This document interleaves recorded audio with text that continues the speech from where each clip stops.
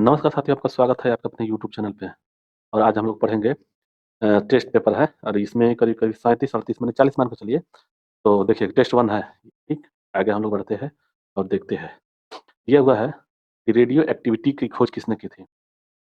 Joseph Priestley, Priestley, Aryabhata, madam Curie, Henry Becquerel, ठीक है ना? तो इसका आंसर हो जाएगा डी, ठीक है? डी हो जाएगा। रेडियो एक्टिविटी की खोज हेनरी बैकुलर ने किया था, ठीक? एंटीसेप्टिक सर्जरी का सूत्रपात किसने किया था? रोंटजन, रॉबर्ट हुक और जोसेफ लिस्टर और जोसेफ प्रिस्टले प्रिस्टले। तो इसका आंसर कौन सा आ जाएगा? Joseph Lister. एंटीसेप्टिक सर्जरी का सूत्रपात जोसेफ लिस्टर ने किया था। आगे 1948 में गठित परमाणु ऊर्जा का आयोग का अध्यक्ष कौन थे? 1948 की बात हो रहा है। चंद्रशेखर, सीवी रमन, होमी भाभा, जहांगीर भाभा, हरिवंश खुराना। तो इसका आंसर हो जाएगा 3 का सी हो जाएगा, होमी भाभा, माने होमी जहांगीर भाभा, ठीक है? आ गया।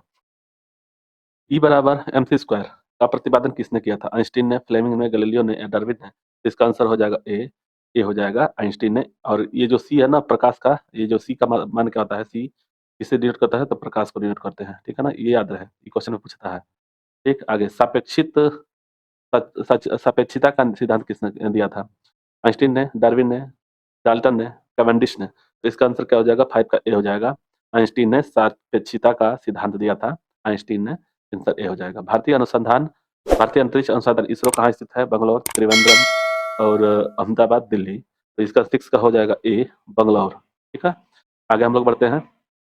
चंद्रशेखर वेंकट नमन को नोबेल प्रकाश मिला था 1933 में, 1930 में, 1830 में, 1998 में। तो चंद्रशेखर वेंकट रमन को नोबेल पुरस्कार कब मिला था? तो 7 का हो जाएगा बी, 1930 में, ठीक है ना? वेंकट रमन को नोबेल पुरस्कार 1930 में मिला था। परमाणु के नाभिक की खोज किसने की थी? परमाणु के नाभिक की खोज किसने की थी? Rutherford, Einstein, dolphin, Chadwick. तो 8 का हो जाएगा ए, रदरफोर्ड ने परमाणु के नाभिक की खोज की थी। इसका आंसर ए हो जाएगा। सूर्य के द्रव्यमान की 1/4 गुने द्रव्यमान को कहा जाता है रमन सीमा, चंद्रशेखर सीमा, मेघनाथ साहा सीमा, रदरफोर्ड सीमा। तो इसका 9 का हो जाएगा बी, बी, ठीक है ना? तो चंद्रशेखर सीमा बोलते हैं। सूर्य के द्रव्यमान के 1.4 गुने द्रव्यमान को कहा जाता है चंद्रशेखर सीमा। तो इसका आंसर हो जाएगा बी। आगे बढ़ते हैं। केस्कोग्राफ नामक यंत्र किसने की थी? जगदीश चंद्र बोस, आर्यभट्ट, वेंकट रमन, हरिवंश खुराना। 10 का हो जाएगा ए, चंद्र जगदीश चंद्र बोस ने किए थे केस्कोग्राफ का, ठीक है ना? केस्कोग्राफ का यंत्र का खोज जगदीश चंद्र बोस ने किया था। ग्यारहवां है कि the history of Hindustan science किसकी अनुपम कृति है? The history of Hindustan science किसकी अनुपम कृति है? तो ये हो जाएगा बीरबल साहनी, सलीम अली, सतीश धवन और मेघनाथ साहा। तो इसका नाम है, ये बुक का नाम है, ये बुक है the history of science, the history of Hindu science. तो 11 का हो जाएगा डी, मेघनाथ साहा ने, ठीक है? मेघनाथ साहा ने दिया था। The history of Hindu science का किसकी अनुपम कृति है? कृति मतलब लिखने वाला, तो मेघनाथ साहा है। आगे हम लोग बढ़ते हैं। चेचक के टीके की खोज किसने की थी? Joseph Lister, William Harvey, Edward Jenner और प्रिस्टले। तो इसका हो जाएगा 12 का सी हो जाएगा। एडवर्ड जेनर ने चेचक के टीके की खोज की थी। किसने बताया कि पृथ्वी अपने अक्ष पर घूमती हुई सूर्य की परिक्रमा करती है? Aryabhata, Robert Hooke, Charles Darwin और गैलीलियो। तो 13 का हो जाएगा ए, आर्यभट्ट ने बताया था कि पृथ्वी अपने अक्ष पर घूमती हुई सूर्य की परिक्रमा करती है। न्यूट्रॉन की खोज किसने की थी? न्यूट्रॉन की खोज किसने की थी? Chadwick, Newton, Rutherford, Einstein. Neutron, electron, proton, neutron, ये ध्यान है। इसको हम बता दे रहे हैं। इलेक्ट्रॉन, प्रोटॉन, ठीक ना? प्रोटॉन और न्यूट्रॉन, ठीक? तो इसको याद करने के लिए ईटा पर नाच, ईटा, इलेक्ट्रॉन, थॉमसन, ठीक? ईटा पर रदरफोर्ड, फोर्ड, नाच, चैडविक, जे थॉमसन है, ठीक है ना? तो अब इसको देख लीजिए यहाँ पे। किसका पूछ रहा है? न्यूट्रॉन का। तो न्यूट्रॉन का चैडविक हो गया। तो इसका आंसर हो जाएगा ए, 14 का ए। इसको याद कर रखने के लिए ईटा, ईटा पर नाच, न्यू नाच, ईटा पर नाच, ठीक है? तो चैडविक हो जाएंगे इसका। ठीक, आगे हम लोग परमाणु सिद्धांत का प्रतिपादन किसने किया था? परमाणु सिद्धांत का ग्रेगर जनमेंडल, डाल्टन, कोपरनिकस, रदरफोर्ड। तो इसका परमाणु सिद्धांत का प्रतिपादन किसने किया था? तो ये दिए थे 15 कवि जॉन डाल्टन ने, कोपरनिकस, रदरफोर्ड, और इनका में से ये हो जाएगा जॉन डाल्टन। ठीक है, परमाणु के सिद्धांत का प्रतिपादन। द ओरिजिन ऑफ स्पेसीज किसकी रचना थी? The origin of species, species Darwin का था, डार्विन का। स्पीसीज की बात हो गई तो उम्मीद है कि यही होगा, तो 16 का हो जाएगा ये। ठीक है, डार्विन। रदरफोर्ड, मैडम क्यूरी ने रेडियो एक्टिविटी की खोज की थी। चैडविक हो गया ईटा पर नाच, यानी कि न्यूटन का खोज। रदरफोर्ड, रदरफोर्ड ये हो जाएगा इलेक्ट्रॉन प्रोटॉन का। ठीक। राष्ट्रीय विज्ञान दिवस कब मनाया जाता है? राष्ट्रीय विज्ञान दिवस 20 फरवरी, 28 जनवरी, 31 मार्च और 28 फरवरी। तो फरवरी मनाया जाता है। इसका हो जाएगा 17 का डी, 17 का डी हो जाएगा 28 फरवरी को। हाइड्रोजन के तत्व के रूप में किसने खोज की थी? नील बोहर, ग्रेगर डेल्वेंडर, कैवेंडिश, बेकुलर। तो हाइड्रोजन के रूप में किसने खोज की थी? तो 18 का हो जाएगा हेनरी कैवेंडिश ने। हाइड्रोजन का हेनरी कैवेंडिश। ठीक, तो इसका हो जाएगा सी। रक्त परिवहन की खोज विलियम हार्वे। रक्त परिवहन की खोज किसने की थी? William Harvey. जोसेफ एस्पेडीन, जेनर और लैंडस्टीन। लैंडस्टीन जो थे, जो ब्लड का ग्रुप है ना, ग्रुप ए बी, उसकी खोज किया था लैंडस्टीन ने। तो इसका हो जाएगा विलियम हार्वे, रक्त परिवहन का। ठीक, 19 का हो जाएगा ए। ठीक है, एक्सरे की खोज किसने की थी? एक्सरे का Roentgen, Robert Hooke, Roentgen, Aryabhata, David Khurana. तो इसका हो जाएगा 20 का बी, 20 का बी। ठीक है, आगे हम लोग बढ़ते हैं। गति के जड़त्व का नियम किसने प्रतिपादित किया था? न्यूटन, कोपरनिकस, गैलीलियो और हेनरी बैकुरल। तो इसका आंसर हो जाएगा 21 का, 21 का हो जाएगा जड़त्व का नियम, जड़त्व का नियम 21, इसका ये वाला हो जाएगा बी। ठीक है ना, बी हो जाएगा, गैलीलियो जड़त्व का नियम की खोज की थी। ठीक है ना, 21, 21 का बी। ठीक, ये वाला होगा बी, नीचे ऊपर लिखा गया है। भी सोचा कि कहाँ से, गति का नियम न्यूटन ने, गति का नियम न्यूटन ने दिया था। गैलीलियो ने जड़त्व का नियम दिया था। रदरफोर्ड प्रोटॉन का नियम, और डार्विन जो थे तो आनुवंशिकता के जो था वही था, आनुवंशिक का, है ना। चलिए, तो ये न्यूटन हो गया गति का नियम। 22 का हो जाएगा ए, गति का नियम। ठीक, आगे हम लोग बढ़ते हैं, देखते हैं। भारत के वर्तमान किसे कहा जाता है? जहां भी होमी जहांगीर भाभा, बीरबल साहनी, सलीम अली, मेघनाथ साथई। सलीम अली है वर्तमान के नाम से जाना जाता है, सलीम अली को। 23 का हो जाएगा डी, सलीम अली। ठीक है, आगे। आनुवंशिकी कोड की खोज किसने की थी? सुब्रमण्यम चंद्रशेखर, सलीम अली, वीवी रमन, हरिवंश खुराना। आनुवंशिकी का 24 हो जाएगा डी, हरिवंश खुराना ने किया था आनुवंशिकी कोड की खोज। आगे, टेलीस्कोप की का निर्माण किसने किया था? ये न्यूटन ने, डार्विन ने, मेंडल ने या गैलीलियो ने। तो टेलीस्कोप का हो जाएगा 25 का डी, डी। ठीक है, आगे, आगे हम लोग बढ़ते हैं।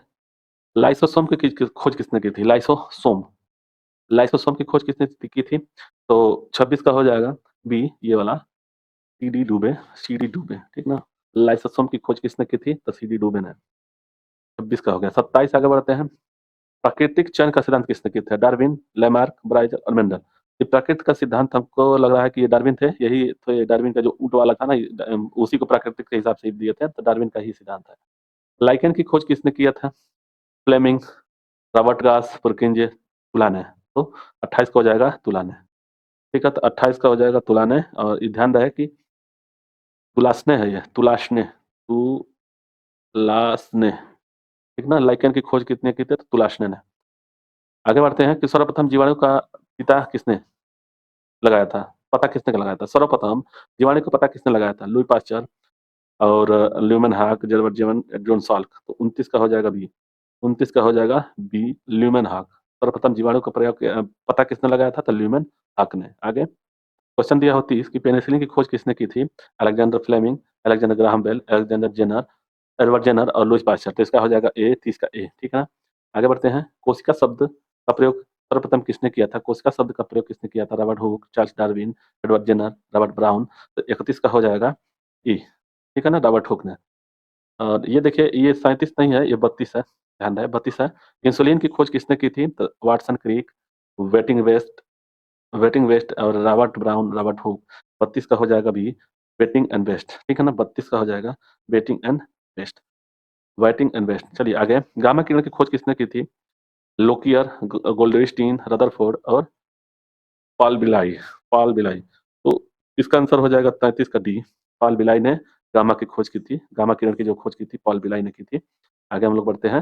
रेबीज के टीके की खोज किसने की थी? Edward Jenner, Louis Pasteur, Eric Jenner, Goldstein. 34 का हो जाएगा बी। ये हो जाएगा बी, लुई पास्चर ने रेबीज की खोज की थी। प्राकृतिक वर्ण नेचुरल सिलेक्शन का नियम किसके द्वारा प्रतिपादित किया गया था? Albert Einstein, Rutherford, Charles Darwin और रॉबर्ट हुक। 35 का हो जाएगा चार्ल्स डार्विन थे, प्राकृतिक वर्ण का नेचुरल सिलेक्शन किए थे, उनका नियम प्रतिपादन किया था चार्ल्स डार्विन ने। ठीक है। ऑक्सीजन की खोज किसने की थी? 36 हो गया, ऑक्सीजन की खोज किसने की थी? रदरफोर्ड, कैवेंडिश, अल्फ्रेड नोबेल और सीले और प्रिस्टले। तो ऑक्सीजन की खोज किसने की थी? तो ऑक्सीजन की खोज की थी प्रिस्टले और सीले ने। ठीक। गुरुत्वाकर्षण के नियमों का आविष्कार कौन किया था? एडिसन, न्यूटन, फैराडे और गैलीलियो। गुरुत्वाकर्षण का नियम, ठीक है ना, तो इसका आंसर हो जाएगा न्यूटन। ठीक है, इससे आगे क्वेश्चन नहीं है, 37 क्वेश्चन है, तो इस टेस्ट में, फर्स्ट टेस्ट में हम लोग 37 क्वेश्चन में से देखिएगा कि आप लोग कितना सही किए थे, और आगे बढ़ेंगे तो अगला टेस्ट अगले वीडियो में देखेंगे। ठीक है, टेस्ट पेपर 2 है, ठीक है ना, टेस्ट पेपर 2 है, तो इसको हम लोग पढ़ेंगे, और इससे पहले एक टेस्ट पेपर देख लिए हैं, एमसीक्यू क्वेश्चन है, ठीक है, तो इसको पढ़ते हैं। ठीक है, ये दीजिए क्या हुआ है, ये है आंसर, इसका क्या होगा देखिए। क्वेश्चन है कि किसी विक्रम साराभाई स्पेस सेंटर कहाँ स्थित है? त्रिवेंद्रपुरम, लखनऊ, बंगलौर, अहमदाबाद। विक्रम, ये याद करने के लिए सबसे बढ़िया तिरुवंद्र, विक्रम तिरु, ये विक्रम है, तिरुवनंतपुरम। ठीक है, इसका आंसर हो जाएगा ए, तिरुवनंतपुरम। आगे आगे बढ़ते हैं, और नेक्स्ट क्वेश्चन पे, कवकों का अध्ययन क्या कहलाता है? कवकों का अध्ययन क्या कहलाता है? Mycology, entomology, nephrology, genetics. Genetics, तो इसका आंसर हो जाएगा माइकोलॉजी। माइकोलॉजी, कवकों का अध्ययन माइकोलॉजी में किया जाता है। नेफ्रोलॉजी जो होता है, नेफ्रो जो हम लोग का वृक्क का अध्ययन कहता है, उसको नेफ्रोलॉजी बनते हैं। सिक्कों का अध्ययन कहलाता है एंटोमोलॉजी, एस्को एकोस्टिमिक्स, एस्ट्रोनॉमी और न्यूमेस्मेटिक। तो ये हो जाएगा आंसर, डी हो जाएगा इसका, न्यूमेस्मेटिक। सिक्कों का अध्ययन जो किया जाता है न्यूमेस्मेटिक से। ये ऑप्शन क्वेश्चन पूछा जाता है बहुत ज्यादा। सेलुलर की सेलुलर और मोलिकुलर की मोलुलर जीव विज्ञान कहाँ स्थित है? सेलुलर और मोलिकुलर जीव विज्ञान केंद्र कहाँ स्थित है? हैदराबाद, बंगलौर, तिरुवनंतपुरम और कलकत्ता। तो इसका आंसर हो जाएगा 4 का ए, हैदराबाद में। सेलुलर और मोलिकुलर जीव विज्ञान केंद्र जो है कोलकाता में, हैदराबाद में है। ठीक है, आगे, डॉक्टर फॉर डीएनए फिंगरप्रिंट एवं डायग्नोस्टिक अवस्थित है कोलकाता, नई दिल्ली, अहमदाबाद और हैदराबाद। तो डीएनए टेस्ट के लिए जो होता है ना डीएनए, ये हैदराबाद में होता है। इसका 5 का हो जाएगा डी, हैदराबाद। ठीक है ना, तो दिया हुआ है कि डीएनए फिंगरप्रिंट या डायग्नोस्टिक्स के लिए, डीएनए टेस्ट के लिए जो होता है ना, तो हैदराबाद में रहता है। ठीक, आगे, आधुनिक वर्गीकरण के पिता किसने कहा था? लैमार्क, अरस्तु, डार्विन, लिनियस। आधुनिक के लिए ये हो जाएंगे लिनियस। ठीक है, ऑप्शन डी। कोशिका का अध्ययन कहलाता है पोमोलॉजी, फंगोलॉजी, साइटोलॉजी, एंथ्रोलॉजी। ठीक है, तो कोशिका का अध्ययन होता है सी, साइटोलॉजी। सी ये पूछता है, साइटो, एल ओ जी वाई, ये याद रहे। ठीक है, साइटोलॉजी होता है, तो साइटोलॉजी याद रहे, ये कोशिका का अध्ययन किया जाता है। कोशिका सिद्धांत का प्रतिपादन किसने किया था? कोशिका सिद्धांत का प्रतिपादन किसने किया था? वाटसन क्रिक, स्लाइडन स्ट्राउन और बेटिंग वेस्ट और आस्पर्डिन प्रिस्टले। तो इसका आंसर हो जाएगा बी, स्लाइडन और सेल। कोशिका सिद्धांत का प्रतिपादन स्लाइडन और स्वान ने किया था। कोशिका सिद्धांत का प्रतिपादन स्लाइडन और स्वान ने किया था। शैवालों का अध्ययन किया जाता है फाइकोलॉजी, डर्मेटोलॉजी, नेफ्रोलॉजी। तो ये दोनों तो नहीं होगा, ये डर्मेटोलॉजी जो होता है पेड़ के लिए होता है, नेफ्रोलॉजी होता है ब्रिक का। देखिए, क्रेमेटोलॉजी और फाइकोलॉजी, तो इसका आंसर हो जाएगा 9 का ए हो जाएगा, फाइटो फाइकोलॉजी, फाइकोलॉजी याद रहे। आगे, नेशनल केमिकल लेबोरेटरी कहाँ स्थित है? नेशनल केमिकल लेबोरेटरी, तो ये हो जाएगा आंसर हो जाएगा, मतलब कि ऑप्शन दिया हुआ देहरादून, पुणे, नासिक, लखनऊ। तो इसका आंसर हो जाएगा 10 का बी, पुणे में। नेशनल केमिकल लाइब्रेरी, जो केमिकल का लाइब्रेरी है वो है पुणे में। इसका आंसर हो जाएगा बी। मलेरिया रिसर्च कहाँ है? मलेरिया रिसर्च सेंटर कहाँ है? कोलकाता, दिल्ली, मुंबई, मद्रास। तो 11 का हो जाएगा बी, दिल्ली में। मलेरिया मलेरिया रिसर्च सेंटर जो है दिल्ली में है। इसका आंसर बी हो जाएगा।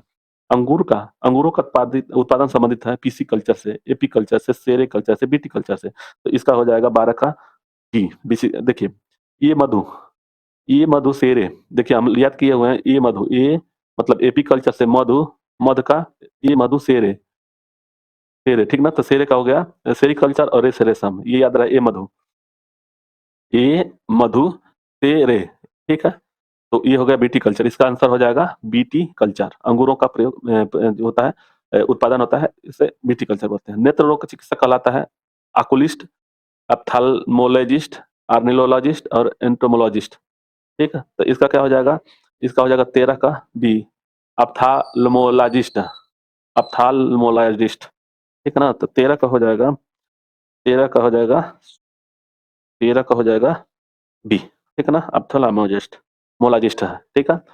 आगे, वेटनरी रिसर्च इंस्टीट्यूट कहाँ स्थित है? वेटनरी रिसर्च इंस्टीट्यूट कहाँ है? तो रांची, राजमुंदरी, इज्जतनगर और कोयम्बटूर। तो इसका आंसर क्या हो जाएगा? 14 का सी हो जाएगा, इज्जतनगर में। वेटनरी रिसर्च इंस्टीट्यूट इज्जतनगर में है। वेटनरी रिसर्च इंस्टीट्यूट इज्जतनगर में है। किस विज्ञान में पक्षियों को से संबंधित अध्ययन किया था? Astrology, ornithology, opticals, opticals, optic optics और सिस्मोलॉजी, ठीक है? तो इसका आंसर हो जाएगा ऑर्निथोलॉजी। इसका आंसर हो जाएगा आर्थियोलॉजी, ऑर्निथोलॉजी। तो 15 का हो जाएगा बी। आगे, प्लाज्मा अनुसंधान कहाँ स्थित है? प्लाज्मा अनुसंधान कहाँ स्थित है? धनबाद, वाराणसी, जलगोड़ा, गांधीनगर। तो 16 का हो जाएगा डी, गांधीनगर में प्लाज्मा अनुसंधान संस्थान स्थित है। राष्ट्रीय डेयरी अनुसंधान करनाल, कोयम्बटूर, जमशेद, कानपुर। तो इसका हो जाएगा आंसर का ए, करनाल में है डेयरी, करनाल का, ठीक है ना? जो अमूल का दूध आता है शायद करनाल से आता है, इसीलिए इसका आंसर डेयरी, डेयरी याद रखिएगा, डेयरी का हो गया करनाल। आगे, वायरस का अध्ययन, वायरोलॉजी, कॉस्मोलॉजी, मेट्रोलॉजी, इथोलॉजी। तो ये हो जाएगा ए, वायरोलॉजी। इस नाम से पता चल रहा है वायरस। अगर यहीं पे विषाणु कह देता, विषाणु, ठीक, तब थोड़ा सा, ये तो वायरस नाम तो समझ में आ रहा है, लेकिन विषाणु तो वायरोलॉजी होता है, ठीक। आगे, भाभा परमाणु अनुसंधान केंद्र बार कहाँ स्थित है? ट्राम्बे, कलमपक्कम और नागपुर में या देहरादून में। तो इसका हो जाएगा ए, 19 का ए हो जाएगा ट्राम्पे। आगे, नेशनल ब्रेन रिसर्च सेंटर है, नेशनल ब्रेन रिसर्च सेंटर है दिल्ली में, गुड़गांव में, लखनऊ में, राजमुंदरी में। ब्रेन रिसर्च है, नेशनल ब्रेन रिसर्च कहाँ है? इसका आंसर हो जाएगा गुड़गांव, बी आंसर, ठीक। आगे, जीवों में पाए जाने वाले जीव वाले रोगों का अध्ययन कहलाता है, जीवों में पाए जाने वाले रोगों का अध्ययन कहलाता है पैथोलॉजी, पैरासिटोलॉजी, कैरियोलॉजी, फाइकोलॉजी। जीवों में पाए जाने वाले रोगों का, ठीक है? तो इसका आंसर हो जाएगा ए, पैथोलॉजी, ठीक है।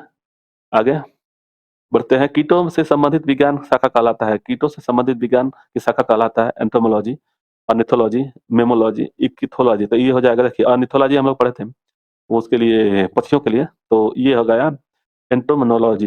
22 का ये हो जाएगा एंटोमोलॉजी, एंटोमोनोलॉजी, ठीक है।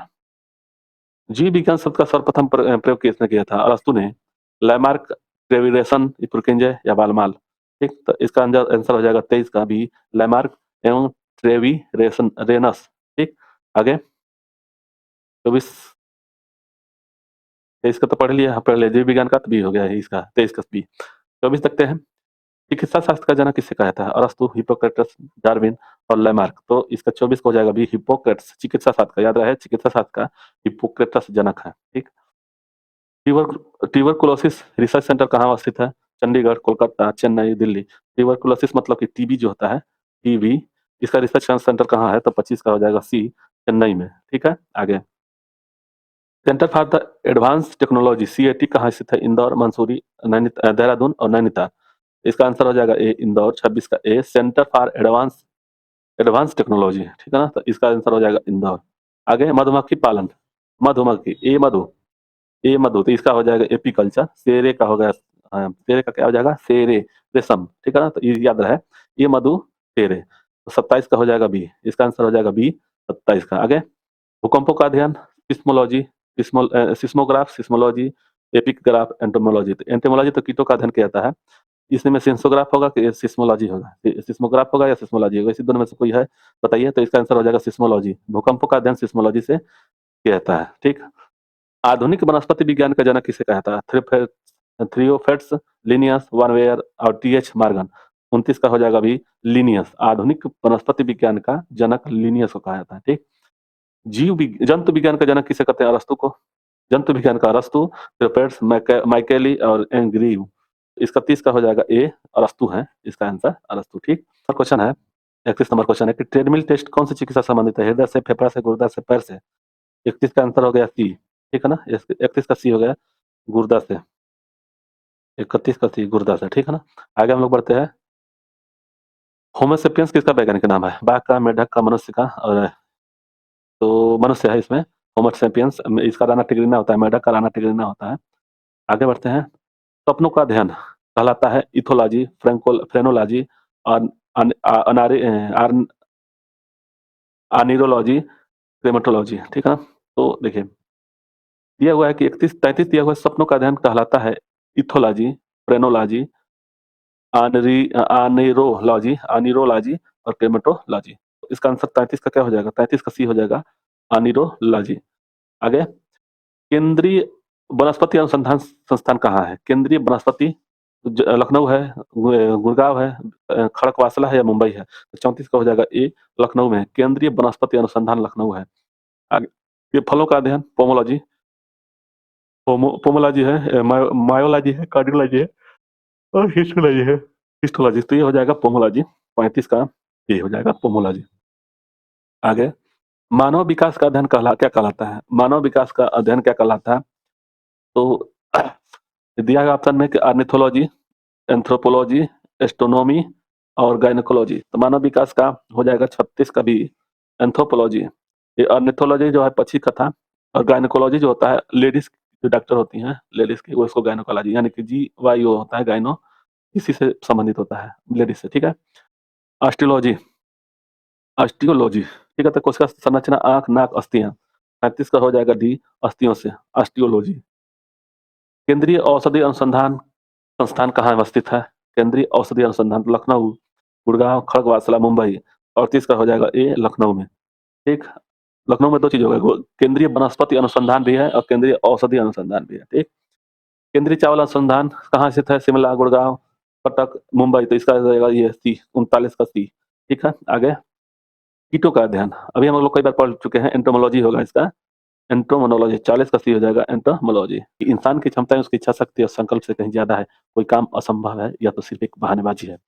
आगे हम लोग पढ़ते हैं, क्वेश्चन 1 है कि हाइड्रोजन बम किस अभिक्रिया पर आधारित है? नाभिकीय विखंडन और नाभिकीय संलयन और उत्परिवर्तन या संवेग संरक्षण। ठीक है। तो इसका आंसर हो जाएगा बी, नाभिकीय संलयन। नाभिकीय संलयन जो होता है हाइड्रोजन बम से, और नाभिकीय विखंडन जो होता है परमाणु बम जो होता है ना, परमाणु बम, वो नाभिकीय विखंडन से होता है। नाभिकीय संलयन से हाइड्रोजन बम, नाभिकीय विखंडन से परमाणु बम। तो याद रहे, हाइड्रोजन बम हो गया ए, नाभिकीय संलयन और परमाणु विखंडन से। ठीक। ऑप्शन में दिया हुआ है कि क्वेश्चन दिया हुआ है कि परमाणु बम किस अभिक्रिया पर आधारित है? नाभिकीय संलयन, संचरण और संवहन या नाभिकीय विखंडन। तो परमाणु बम का विखंडन होता है, ये याद रहे। इससे पहले वाले क्वेश्चन में हम लोग नाभिकीय संलयन को, तो ये जो होगा संलयन हो गया हाइड्रोजन जो बम होता है नाभिकीय संलयन से होता है, और परमाणु जो होता है, परमाणु बम जो होता है वो होता है किससे? तो नाभिकीय विखंडन से। ठीक। आगे, रडार का आविष्कार कौन, रडार का आविष्कारक कौन है? रडार का आविष्कारक कौन है? तो इसका आंसर हो जाएगा अल्बर्ट टेलर। अल्बर्ट टेलर, रडार का आविष्कार अल्बर्ट टेलर है। आगे, न्यूट्रिनो की खोज किसने की थी? न्यूट्रिनो, रदरफोर्ड, पाउली, रैंडरसन और Chadwick. Electron, proton, neutron. Neutron, अगर वो वाला न्यूट्रॉन होगा तो उसका आंसर हो जाएगा 4 का बी, पाउली। वो वाला नहीं है, ये न्यूट्रिनो है बस। इलेक्ट्रॉन, प्रोटॉन, न्यूट्रॉन ईटा पर नाच वाला नहीं है। ठीक। तो ये हो गया पाउली, बी। आवर्त के नियम की खोज किसने की थी? तेरसोली, आइंस्टीन, जॉन-साल्क, मेंडलीफ। मेंडलीफ का आवर्त सारणी नाम सुने होंगे, मेंडलीफ का आवर्त सारणी। तो 5 का हो जाएगा डी। ठीक है ना, मेंडलीफ का आवर्त सारणी। आगे, प्रथम नाभिकीय रिएक्टर किसके निर्देशन में किया गया है? प्रथम नाभिकीय रिएक्टर किसके निर्देशन में किया गया है? पाउली है, एनरिको फर्मी है, मोसले हैं, रोजर बेकन है। तो इसका हो जाएगा बी, एनरिको फर्मी। ठीक है, नाभिकीय रिएक्टर एनिको फर्मी के द्वारा किया गया है। ठीक। प्रथम हाइड्रोजन बम, बम है ये, खम लिखा गया, बम कब बनाया गया है? तो 7 का हो जाएगा बी, 1855 ईस्वी में हाइड्रोजन बम बनाया गया है। आगे, प्रोटॉन प्रोटॉन जो है किस प्रकार का कण है? आवेशहीन, धन आवेश युक्त, ऋण आवेश युक्त और इनमें से कोई नहीं। तो 8 का हो जाएगा बी, धन आवेश युक्त होता है। प्रोटॉन जो है धन आवेशित कण है। इलेक्ट्रॉन किस प्रकार का कण है? तो ये हो जाएगा 9 का बी हो जाएगा, ऋण आवेशित। ठीक है। आगे, और न्यूट्रॉन किस प्रकार का कण है? तो ये नहीं, आवेशहीन है। देखिए, एक जैसे एक होता है अंदर में, मान लीजिए इसमें, तो ये होता है प्रोटॉन, इलेक्ट्रॉन बाहर रहता है, इलेक्ट्रॉन जो होता है चलता है बाहर। ठीक। अब अंदर में होता है प्रोटॉन, प्रोटॉन और न्यूट्रॉन। ठीक है ना, न्यूट्रॉन। ये जो होता है पॉजिटिव होता है, इलेक्ट्रॉन जो होता है, इलेक्ट्रॉन याद रहिए, जैसे कि पूछ देता है इलेक्ट्रॉन जो होता है, वो होता है नेगेटिव और ये न्यूट्रल रहता है, प्लस माइनस दोनों रहता है, ठीक? नेगेटिव रहता है, आवेशहीन रहता है। तो न्यूट्रॉन, इसका नाम है न्यूट्रॉन है, तो न्यूट्रॉन, ठीक? तो ये पॉजिटिव हो गया प्रोटॉन, इलेक्ट्रॉन नेगेटिव हो गया, ये आवेशहीन हो गया। तो इसका आंसर हो गया डी। आगे 10 नंबर। 10 नंबर तो हम लोग पढ़ ही लिए। 10 नंबर, हाँ। 11 है, परमाणु बम का आविष्कार किसने किया था? आरोहन, माइकल फैराडे, विलियम साल्क और गैलीलियो। तो 11 का हो जाएगा ए, आरोहल ने। आरोहल ने परमाणु बम का आविष्कार किया था, आरोहल ने, ठीक? प्रथम परमाणु बम कब बनाया गया था? 1945, 1952 और 1854, 1832। तो इसका 12 का हो जाएगा ए, 18 1900 में है, 1945 में जो नागासाकी और हिरोशिमा में बम फेंका गया था, तो वही है 1945। इलेक्ट्रॉन की खोज किसने की थी? एंडरसन, रदरफोर्ड, थॉमसन और इसका, ये भाई 13 14 एक ही में हो गया वो। ये देखिए दोनों क्वेश्चन एक हो गया, 13 ठीक और 14 एक ही में हो गया है। चलिए कोई बात नहीं। इलेक्ट्रॉन की खोज किसने की थी? तो ईटा परनाज। हम लोग इसे पढ़े हैं इलेक्ट्रॉन। देखिए इलेक्ट्रॉन, ईटा, थॉमसन होता है, ये जो थॉमसन, थॉमसन, ठीक?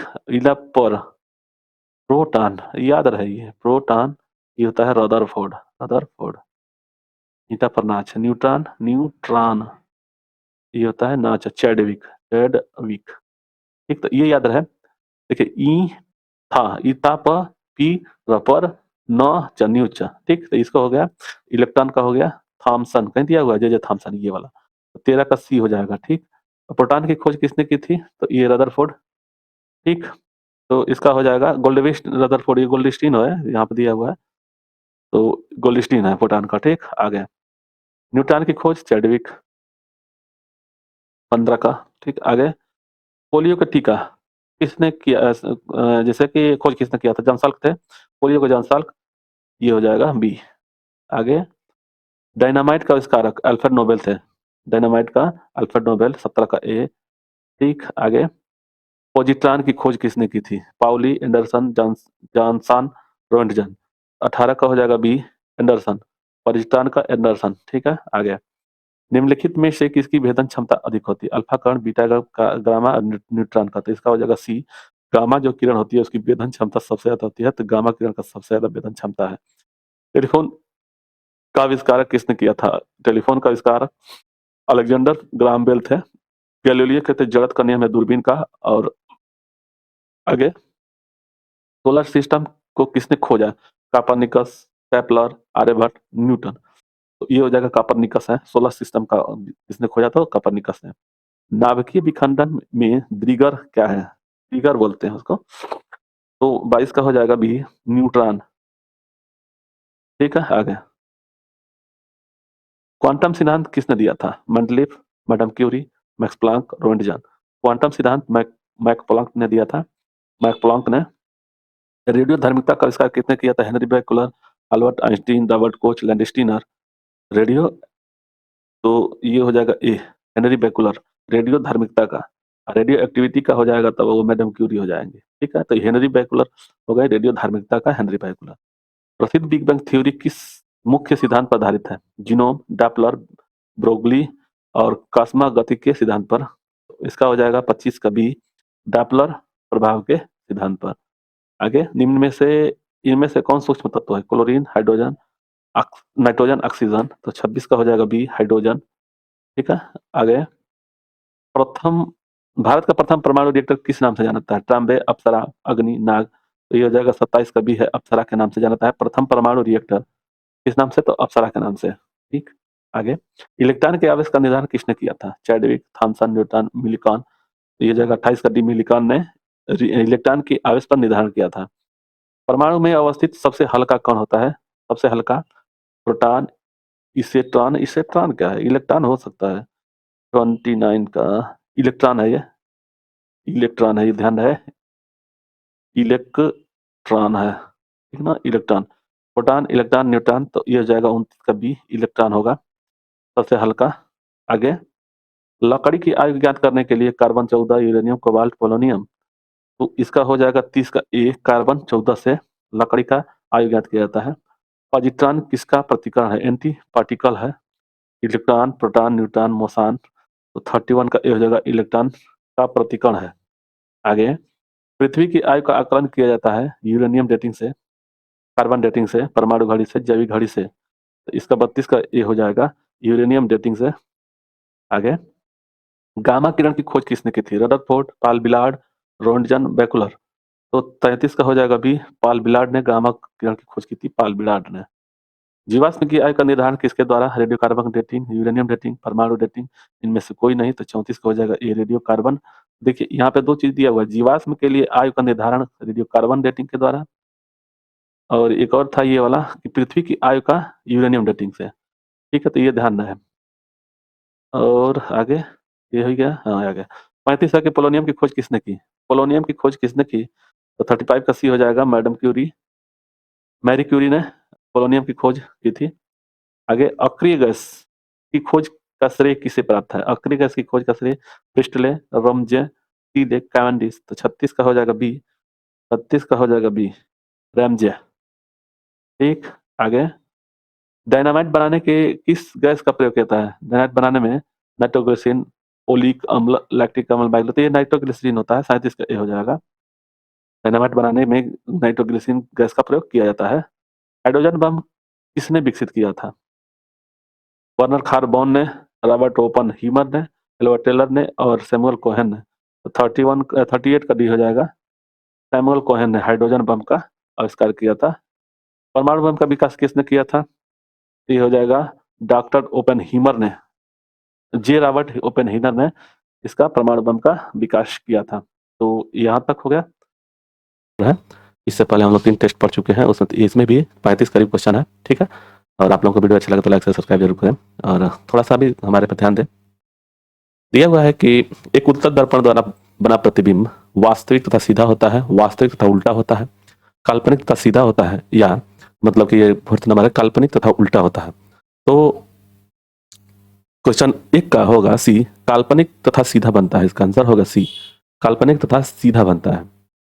गोलीय दर्पण की फोकस दूरी उसकी वक्रता की आधी होगी, दुगुनी होगी, तिगुनी होगी, चौथाई होगी। तो इसका क्या हो जाएगा? इसका हो जाएगा ए, आधी हो जाएगी, आधी होती है। हजामत बनाने के लिए किस दर्पण का व्यवहार किया जाता है? उत्तल दर्पण है, ये उत्तल दर्पण है, अवतल दर्पण है, समतल दर्पण है, या गोली दर्पण है? तो इसका हो जाएगा अवतल दर्पण का प्रयोग किया जाता है, बी, अवतल दर्पण का प्रयोग किया जाता है। द्रव की अपेक्षित घनत्व मापा जाता है, द्रव की अपेक्षित घनत्व मापा जाता है किसके द्वारा? तो यह हाइड्रोमीटर के द्वारा। ठीक है, और वहीं पे वायु में, अगर वायु में आर्द्रता की बात बता दिया जाए, आर्द्रता, ठीक है, वायु में, तब ये हाइग्रोमीटर हो जाएगा। तो ध्यान रहे, द्रव में अपेक्षित घनत्व, द्रव का जो अपेक्षित घनत्व मापा जाता है हाइड्रोमीटर से। हाइड्रो मतलब द्रव, जो पानी को बोलते हैं हाइड्रो, तो उसको समझ लिए, द्रव का अपेक्षित घनत्व हाइड्रोमीटर से, और हाइग्रोमीटर से वायु की आर्द्रता को मापा जाता है। जैसे वायु में जो नमी रहता है उसको नापने के लिए हाइग्रोमीटर का प्रयोग करते हैं। रेन गेज होता है, रेन गेज वर्षा के लिए होता है। ठीक है, और आगे हम लोग बढ़ते हैं। दूध की शुद्धता किस यंत्र से मापी जाती है? लैक्टोमीटर, फैदोमीटर और हाइग्रोमीटर, टोकोमीटर। देखिए ये जो लैक्टोमीटर होता है, इसकी आंसर हो जाएगा ए, लैक्टोमीटर। फायदोमीटर जो होता है समुद्र की गहराई के लिए। हाइग्रोमीटर, इससे पहले आप लोग हम बताए भी हैं कि हाइग्रोमीटर वायु की आर्द्रता को मापने के लिए होता है, और टेकोमीटर ऊंचाई के लिए मापा जाता है। ठीक है, मोटर गाड़ी के चालक के सामने लगा रहता है उत्तल दर्पण, ठीक है, अवतल दर्पण, समतल दर्पण, एक लेंस। तो ये इसका देखिए सामने जब लगेगा, ठीक है, तो सामने लगेगा तो उत्तल दर्पण लगता है। गाड़ी के जो कोई भी गाड़ी रहती है, ठीक है ना, उसके जब हेडलाइट पे यहाँ पे लगा रहेगा तो हेडलाइट पे वह उत्तल दर्पण होता है। ठीक, चलिए आगे। फोटोग्राफी कैमरे का अभिदेशक होता है अवतल लेंस, उत्तल लेंस, उत्तल दर्पण, अवतल लेंस। तो इसका हो जाएगा बी, उत्तल लेंस। फोटोग्राफी कैमरे का अभिदेशक होता है उत्तल लेंस। देखिए लेंस तो होगा, ये तो होगा ही नहीं, तो अवतल लेंस नहीं लगता है, अवतल लेंस भी नहीं लगता है। ठीक है, तो आगे बढ़ते हैं। पानी में हवा का बुलबुला किस तरह से कार्य करता है? उत्तल दर्पण, अवतल दर्पण, उत्तल लेंस, अवतल लेंस। ठीक, तो इसका आंसर क्या हो जाएगा? 8 का अवतल लेंस। वायुमंडल की आर्द्रता मापी जाती है, वायुमंडल की आर्द्रता मापी जाती है कि कौन सा होगा? Hygrometer, hydrometer, barometer, altimeter. तो 9 का हो जाएगा ए, हाइग्रोमीटर। यहीं पे आप देख लीजिए, वायुमंडल की जब आर्द्रता की बात होगी तो हाइग्रोमीटर, और यह जो होगा द्रव की घनत्व द्रव की घनत्व मापने के लिए हाइड्रोमीटर का प्रयोग किया जाता है। बैरोमीटर जो होता है वायुमंडलीय दाब के लिए प्रयोग किया जाता है। ठीक है, भूकंप मापी यंत्र है सिस्मोग्राफ, कार्डियोग्राफ, स्टेबोस्कोप और डिक्टाफोन। ये जो है सिस्मोग्राफ होता है इसका। कार्डियोग्राफ जो होता है दिल का या हृदय का माप करने के लिए होता है, ठीक है। स्टेथोस्कोप होता है, स्टेथोस्कोप नहीं स्टेथोस्कोप होता है। चलिए, ध्वनि की तीव्रता मापी जाती है डेसिबल में, तरंग में, आवृत्ति में, श्रव्य में, श्रव्य तरंग में। तो इसका हो जाएगा ध्वनि की तीव्रता मापने की मात्रा होती है, मात्रक होती है, ये हो जाता है ए 11 का ए हो जाएगा। आगे, मानव रेटिना पर बना प्रतिबिंब वास्तविक एवं सीधा, वास्तविक एवं उल्टा, काल्पनिक एवं सीधा और काल्पनिक एवं उल्टा, इसमें से क्या हो जाएगा ABCD में से? तो इसका आंसर हो जाएगा बी, वास्तविक और उल्टा बनता है। जब भी मानव के प्रतिबिंब में बनेगा तो वास्तविक बनेगा और उल्टा बनेगा, और वस्तु से छोटा बनता है यहाँ पे, ठीक। जब कोई वस्तु को दो समांतर समतल दर्पण के बीच रखा जाता है तो बने हुए प्रतिबिंब की संख्या कितनी होगी? समतल दर्पण के बीच दो समांतर, तो देखिए इसका क्या हो जाएगा 13 का भी हो जाएगा अनंत, ठीक है, अनंत बनेगा। आगे, हृदय की गति सुनने के लिए किस यंत्र का प्रयोग किया जाता है? Gyroscope, stethoscope, stoppage. ये स्टेथोस्कोप जो होता है, जो हृदय की गति को सुनने के लिए किया जाता है। 14 का सी, ठीक है, स्टेथोस्कोप। आगे, वायुमंडलीय दाब माप की जाती है लैक्टोमीटर से, तो दूध का, मैनोमीटर से, ओडोमीटर से, बैरोमीटर होता है, मीटर है, बैरोमीटर होता है वायुमंडलीय दाब का, तो 15 का हो जाएगा डी। आगे, सरल सूक्ष्मदर्शी में वस्तु को रखा जाता है, सरल सूक्ष्मदर्शी में वस्तु को रखा जाता है लेंस व प्रकाश के बीच में, फोकस के बाहर, वक्रता केंद्र पर, अनंत पर। इसका आंसर हो जाएगा ए, लेंस और प्रकाश के बीच में। ओके। वनस्पति तेलों में कृत्रिम घी बनाने के लिए उत्प्रेरक का प्रयोग किया जाता है। वनस्पति तेलों में कृत्रिम घी बनाने के किस उत्प्रेरक का प्रयोग किया जाता है? प्लेटिनम चूर्ण, लौह चूर्ण, निकिल चूर्ण, गर्म एल्यूमिनियम। तो इसका आंसर क्या होगा? इसका आंसर हो जाएगा निकिल, ठीक है, सी। आगे हम लोग बढ़ते हैं। अमोनिया गैस बनाने में हाइबर विधि के में किस उत्प्रेरक का प्रयोग किया जाता है? अमोनिया गैस बनाने की हाइबर विधि में किस उत्प्रेरक का प्रयोग किया जाता है? लौह चूर्ण, क्यूप्रिक क्लोराइड, प्लेटिनम चूर्ण, और यहाँ पे है डी में निकिल। तो इसका आंसर क्या होगा? इसका आंसर ए हो जाएगा, लौह चूर्ण का। अमोनिया गैस बनाने के हाइबर विधि में किस प्रेरक का उपयोग किया जाता है? उत्प्रेरक का, तो वह लौह चूर्ण है, ठीक है। आगे, अवतल दर्पण में वस्तु का प्रतिबिंब दर्पण के पीछे काल्पनिक, सीधा वह वस्तु से बड़ा बनता है जब वस्तु होती है अनंत पर, फोकस पर, ध्रुव पर, और फोकस और ध्रुव के बीच। तो इसका आंसर हो जाएगा डी हो जाएगा, फोकस और ध्रुव के बीच में। रक्त दाब किस यंत्र से मापा जाता है? पायरोमीटर। पायरो जो मीटर होता है, उच्च पायरो जब नाम आ जाएगा तो ध्यान रहे कि ये उच्च तापमान के लिए प्रयोग किया जाता है। स्फिग्नोमीटर, गैल्वेनोमीटर, एनोमीटर। स्फिग्नोमीटर है यह, इसका थोड़ा सा स्फिग्नोमीटर होता है, स्फिग्नोमीटर, ठीक है। तो इसका आंसर हो जाएगा बी, इसका बी। आगे, ट्रांसफार्मर का क्रोड बना होता है नर्म लोहा का, निकिल्स का, तांबा का, ठीक है, या स्टेनलेस स्टील का। तो 21 का क्या हो जाएगा? 21 का हो जाएगा ए, नर्म लोहा का बनता है। ट्रांसफार्मर का जो क्रोड बनता है वह नर्म लोहा का बनता है। ट्रांसफार्मर किस सिद्धांत पर कार्य करता है? चुंबकीय प्रेरण के सिद्धांत पर, चुंबकीय विद्युत प्रेरण के नियम पर, स्वप्रेरण के सिद्धांत पर, इनमें से कोई नहीं। तो 22 का हो जाएगा बी, विद्युत चुंबकीय प्रेरण के नियम पर बनता है, ठीक है। ट्रांसफार्मर प्रयुक्त होता है एसी को डीसी में बदलने के लिए, डीसी को एसी में बदलने के लिए, डीसी वोल्टेज में उपचयन या अपचयन के लिए, और एसी वोल्टेज को उपचयन या अपचयन बनाने के लिए। देखिए, ट्रांसफार्मर जब भी होता है तो ट्रांसफार्मर का प्रयोग एसी से एसी में ही बदला जाता है। ट्रांसफार्मर का प्रयोग एसी से एसी में ही बदला जाता है। बस अंतर इतना है, यह एसी में उच्च वोल्ट को, ठीक है ना, वोल्ट को वह निम्न वोल्ट में, ठीक है ना, वोल्ट में, और निम्न वोल्ट को, ठीक है ना, उच्च वोल्ट में प्रयुक्त में लाया जाता है, ठीक है। तो ये जो ट्रांसफार्मर होता है उच्च वोल्टता को निम्न वोल्टता में, या निम्न वोल्टता को उच्च वोल्टता में प्रयोग में, तो वही है इसका डी हो जाएगा, 23 का डी हो जाएगा। ये डीसी नहीं बनाता है, डीसी बनाता है वो डायोड बोलते हैं उसको, रेक्टिफायर बोलते हैं हिंदी में उसको, इंग्लिश में रेक्टिफायर बोलते हैं, उसका डायोड नाम है। तो वो जो होता है वो डीसी से एसी में बदलता है, ठीक है ना। तो ये ध्यान रहे, क्वेश्चन में बार बार पूछा जाता है, कहीं गलती ना हो जाए आपसे। व्हीट स्टोन ब्रिज का व्यवहार किसे मापने के लिए किया जाता है?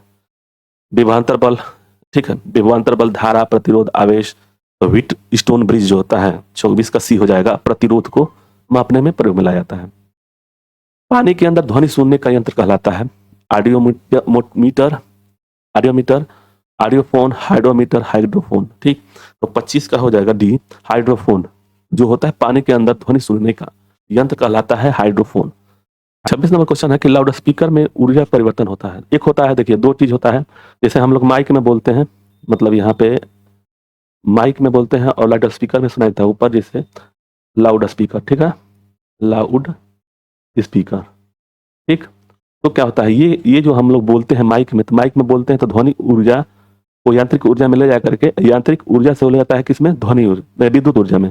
जैसे कि देखिए जब हम बोलेंगे यहाँ से, जैसे मान लीजिए इस माइक में बोलेंगे, तो ये माइक क्या करेगा कि माइक एक यंत्र है, तो ध्वनि हमारी लेकर के माइक में जाएगा, माइक क्या करेगा कि उसको विद्युत ऊर्जा में चेंज कर देगा। तो ये हो जाएगा पहला वाला में। माइक में लाउड स्पीकर क्या होता है कि जब यहीं से जो एम्पलीफायर में से जा करके लाउड स्पीकर में जाता है, तो क्या करता है, ये विद्युत ऊर्जा जो रहती है यहाँ पे, जो विद्युत ऊर्जा रहती है, उसको यांत्रिक में बदल करके ये क्या करता है कि ध्वनि ऊर्जा में आपको सुनाई देता है, हमको सबको सुनाई देता है। माइक क्या करता है कि ध्वनि ऊर्जा को लेकर के यांत्रिक ऊर्जा में चेंज करते हुए विद्युत ऊर्जा में चेंज कर देता है, और विद्युत ऊर्जा में चेंज जा करके जब ये लाउड स्पीकर में हिलता है, बन जाता है, तो यह जो विद्युत ऊर्जा है वो उसको ध्वनि ऊर्जा में परिवर्तित कर देता है। तो ये दोनों का चीज समझ गए, माइक क्या कार्य है और लाउड स्पीकर का क्या कार्य है। तो इसका आंसर लाउड स्पीकर है, तो इसका आंसर बी हो जाएगा, ठीक। आगे, निम्नलिखित में से किस यंत्र में यांत्रिक ऊर्जा विद्युत ऊर्जा में परिवर्तित होता है। यांत्रिक ऊर्जा में, तो देखिए यांत्रिक ऊर्जा को विद्युत ऊर्जा में, ये डायनामो हो जाएगा, साइज का हो जाएगा डी, डायनामो हो जाएगा। देखिए यांत्रिक ऊर्जा विद्युत ऊर्जा में यह दिया रहा है, तो क्या होता है, एक मोटर होता है, देखिए दो चीज होता है, एक मोटर होता है, ठीक, और एक होता है डायनामो, डायनामो, ठीक। तो ये दोनों का देखिए, यह एक यंत्र है, ठीक है, यंत्र है, मोटर भी यंत्र है, ये भी यंत्र है। तो ये क्या करता है, जब ये चलता है, ये किससे चलेगा, ये जब चलेगा तो यांत्रिक ऊर्जा से विद्युत ऊर्जा में चेंज कर देगा, विद्युत ऊर्जा में, ठीक। अब मोटर कैसे चलेगा, मोटर विद्युत से विद्युत मिलेगा तो वह यंत्र में जाएगा, तो वह सेल में बदल जाएगा, तभी जाकर के, तो यह विद्युत ऊर्जा को मोटर में, और डायनामो जो होता है यांत्रिक ऊर्जा से विद्युत ऊर्जा में। तो इसका आंसर हो जाएगा डी। तो ये दोनों दोनों देखिए, मोटर और डायनामो का दोनों के एक दूसरे के विपरीत होते हैं, ठीक। आगे, निम्नलिखित में से कौन सी युक्ति विद्युत ऊर्जा या को यांत्रिक ऊर्जा में परिवर्तित करता है। डायनामो, ट्रांसफार्मर, विद्युत मोटर और इंडक्शन। तो देखिए ये दिया है कि विद्युत ऊर्जा को यांत्रिक ऊर्जा में, तो यह विद्युत मोटर हो जाएगा, इसका 28 का हो जाएगा सी, विद्युत मोटर हो जाएगा, ठीक है। आगे हम लोग पढ़ते हैं, रासायनिक ऊर्जा का विद्युत ऊर्जा में परिवर्तन। इसका मतलब ये हुआ कि रासायनिक मतलब कि जब भी बैटरी हो गई, बैटरी जो होती है, बैटरी रासायनिक होता है, उस रासायनिक से विद्युत ऊर्जा में चेंज कर देता है। तो यह हो गया सी, 29 का हो जाएगा सी। आगे, रेक्टिफायर का प्रयोग किया जाता है। रेक्टिफायर का प्रयोग किस चीज में किया जाता है, तो उच्च वोल्टेज को निम्न वोल्टेज में बदलने के लिए। ये तो नहीं होगा, ये जो उच्च वोल्टेज को निम्न वोल्टेज में जब भी चेंज होता है, तो वहां पे ट्रांसफार्मर का प्रयोग करते हैं, ट्रांसफार्मर का प्रयोग करते हैं, ठीक है। निम्न वोल्टेज को उच्च वोल्टेज में, तो यह भी ट्रांसफार्मर का प्रयोग किया जाता है। डीसी से एसी में बदलने के लिए, एसी से डीसी में बदलने के लिए, ठीक है ना। रेक्टिफायर का क्या काम है, इसी दोनों में से कोई एक होगा, तो इसका आंसर हो जाएगा डी, कि एसी को डीसी में बदलने के लिए। रेक्टिफायर का जो प्रयोग होता है एसी से डीसी में बदलने के लिए होता है। आगे, ट्रांसफार्मर का प्रयोग किया जाता है केवल एसी में, केवल डीसी में, केवल एसी और डीसी दोनों में, इनमें से कोई नहीं। तो ट्रांसफार्मर का प्रयोग केवल तो केवल होगा एसी में प्रयोग किया जाता है, तो इसका 31 का हो जाएगा ए। आगे हम लोग बढ़ते हैं, टेलीफोन लाइन में प्रवाहित ऊर्जा है, टेलीफोन में प्रवाहित ध्वनि ऊर्जा, विद्युत ऊर्जा, रेडियो ऊर्जा, यांत्रिक ऊर्जा। तो 32 का हो जाएगा बी, विद्युत ऊर्जा। जो हम लोग बोलते हैं, जैसे टेलीफोन है उसमें रिसीवर में हम लोग बोलते हैं, तो ध्वनि ऊर्जा से जब जो प्रवाहित लाइन में प्रवाहित ऊर्जा क्या है, वो विद्युत ऊर्जा है, ठीक है। आगे, शुष्क सेल में किस तरह की ऊर्जा निहित होती है। शुष्क सेल में किस तरह की ऊर्जा निहित होती है, यांत्रिक ऊर्जा, वैद्युतिक ऊर्जा, रासायनिक और ताप। तो शुष्क सेल क्या होता है, वह एक रासायनिक ऊर्जा है, तो 33 का सी हो जाएगा, ठीक है, आंसर सी। आगे, किस यंत्र, कौन सा यंत्र है जो उच्च एसी वोल्टेज को निम्न एसी वोल्टेज में या एसी वोल्टेज को उच्च वोल्टेज में बदलता है। ट्रांसमीटर और कंप्यूटर, अल्टरनेटर और ट्रांसफार्मर। तो उच्च एसी को डीसी में, एसी में बदलता है, निम्न एसी में, तो ये हो जाएगा ट्रांसफार्मर। तो 34 का हो जाएगा डी, ठीक है। तो ये हो गया समाप्त, टेस्ट 5, ठीक है। आगे, पहला दिया हुआ है क्वेश्चन कि भारत का पहला परमाणु रिएक्टर का नाम क्या है। अप्सरा, नाग, अग्नि, रोहिणी। इसका आंसर क्या होगा, ए, अप्सरा। भारत का पहला परमाणु रिएक्टर का नाम है अप्सरा। आगे, डीडीटी की खोज किसने की थी। पीनमैन, जॉन साल्क, डॉक्टर पाल मुलर या डोमांक। इसका आंसर हो जाएगा डॉक्टर पाल मुलर। डीडीसी टी का डी ये याद रहे, डीडीटी का खोज किसने किया था, डॉक्टर पाल मुलर ने। भारतीय अंतरिक्ष अनुसंधान समिति के अध्यक्ष कौन थे। अंतरिक्ष अनुसंधान की समिति के अध्यक्ष कौन थे? पहला होगा ये विक्रम साराभाई हैं। मेघनाथ साहा, सीवी रमन या अब्दुल कलाम में से सबसे पहला है विक्रम साराभाई। पेनिसिलिन की खोज किसने की थी? ऑप्शन में दिया हुआ है कि ट्रेजर, Alexander Fleming, Waksman, Louis Pasteur. तो 4 का हो जाएगा बी, अलेक्जेंडर फ्लेमिंग पेनिसिलिन की खोज की थी। भारतीय अंतरिक्ष अनुसंधान इसरो की स्थापना कब हुई थी? 1970 में, 1994 में, 1872 में, या यह दिया हुआ 1969 में। तो इसका आंसर हो जाएगा डी, 1969 में। भारत का पहला परमाणु रिएक्टर अक्सर कहाँ स्थित है? ट्राम्बे, नांदेड़, भोपाल, अहमदाबाद। तो परमाणु रिएक्टर जो प्रथम है भारत का वह है ट्राम्बे में। ठीक है, आगे। होम्यो चिकित्सा के जनक कौन थे? Hahnemann, Joseph Lister, James Harrison, Hugo de Vries. तो हैनीमैन है, 7 का ए, हैनीमैन हो जाएंगे। चिकित्सा जनक प्रथम है। कल्पना चावला का जन्म कहाँ हुई थी? करनाल, इज्जतनगर, कोलकाता, पटना। तो 8 नंबर का हो जाएगा, करनाल में जन्म हुआ था कल्पना चावला का। एंटीसेप्टिक सर्जरी का आविष्कार किसने किया था? Edward Jenner, Joseph Lister, Robert Hooke, Leeuwenhoek. Antiseptic surgery का आविष्कार किसने किया था? तो इसका आंसर हो जाएगा B, Joseph Lister. Antiseptic surgery का आविष्कार जोसेफ लिस्टर ने किया था। भारत का प्रथम परमाणु बिजली घर कहाँ प्रारंभ किया गया?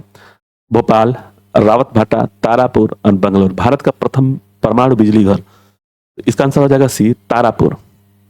ठीक है, आगे। भारत की पृथ्वी प्रक्षेपास्त्र की तुलना रूस के किस प्रक्षेपास्त्र से की जाती है? भारत के पृथ्वी प्रक्षेपास्त्र की तुलना रूस के किस प्रक्षेपास्त्र से की जाती है? अग्नि, नामेक, स्कड, नाग। तो वहां का जो होगा 11 का हो गया सी, स्कड। स्कड की तुलना की जाती है पृथ्वी से।